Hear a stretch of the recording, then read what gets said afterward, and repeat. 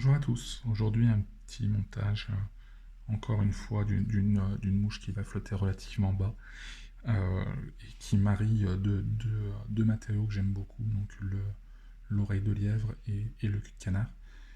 C'est des matériaux très simples qu'on a tous dans nos boîtes et qui, en ces temps de confinement où on n'a pas forcément des facilités à se réapprovisionner en matériel, permet de monter des mouches et surtout des valeurs sûres. On est sûr qu'à un moment ou à un autre dans la saison, on s'en servira. Donc, par rapport aux différents types de montages un petit peu émergents ou à flottaison basse que j'ai fait sur ces derniers jours dans les vidéos pêche-mouche, euh, celle-là donc associe également lièvre et cul de canard. La différence, c'est que le cul de canard, au lieu d'être posé en aile, il va être enroulé exactement comme un hacle.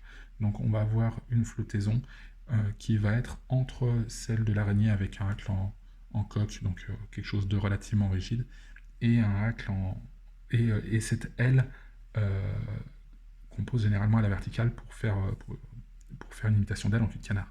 Là, on va avoir un petit peu des deux, une flottaison qui va être plus assurée par ce hacle de cul de canard et, euh, et qui va faire finalement une mouche parfaitement complémentaire à ce on a pu voir précédemment. Donc là, je vais faire mes cercles en oreille de lièvre.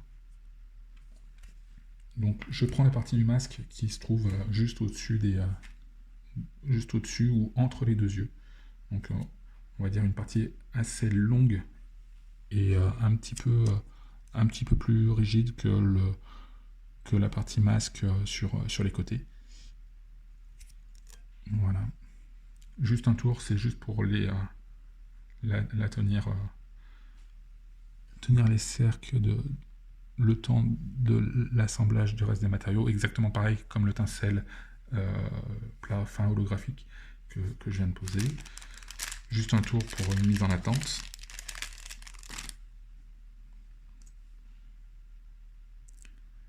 Après, un corps en oreille, vraiment très proche de la hampe de l'hameçon.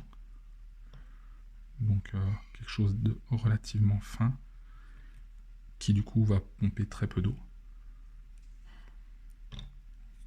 Voilà, j'ai mis un petit peu trop d'oreilles, donc là j'ai enlevé le surplus de dubie.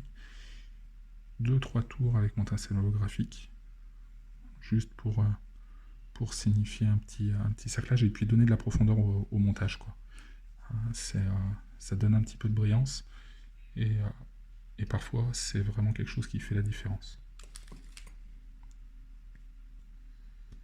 Et ensuite, je viens sélectionner une petite plume de cul de canard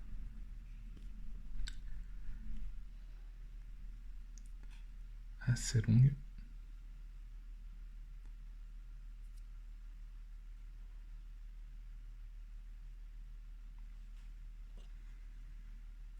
que je vais fixer par la tête, donc la partie la plus fine du cul de canard.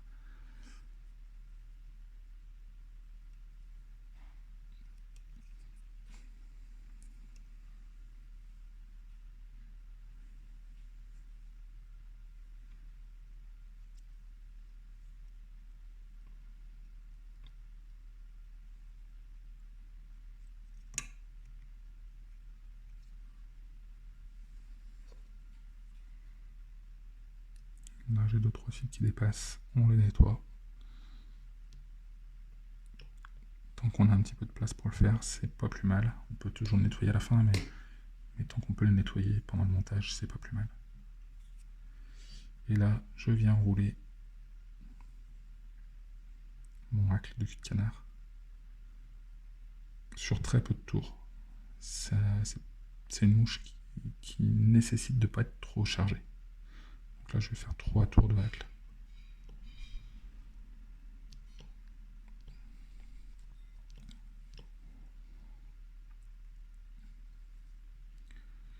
Je viens fixer la plume par 2 petits tours de fil de montage.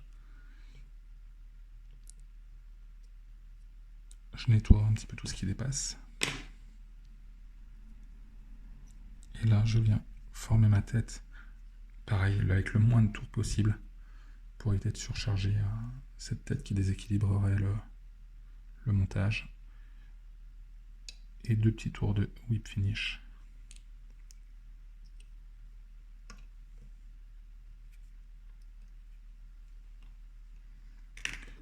Qui me permettent du coup de finaliser ma tête tout en faisant le nœud.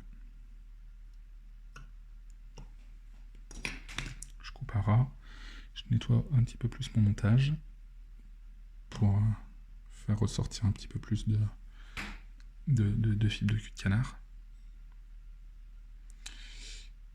Voilà. Une petite mouche très simple, vraiment c'est un basique de chez basique, mais qui complète parfaitement les émergentes qu'on a pu voir avant. Merci, et puis bon montage.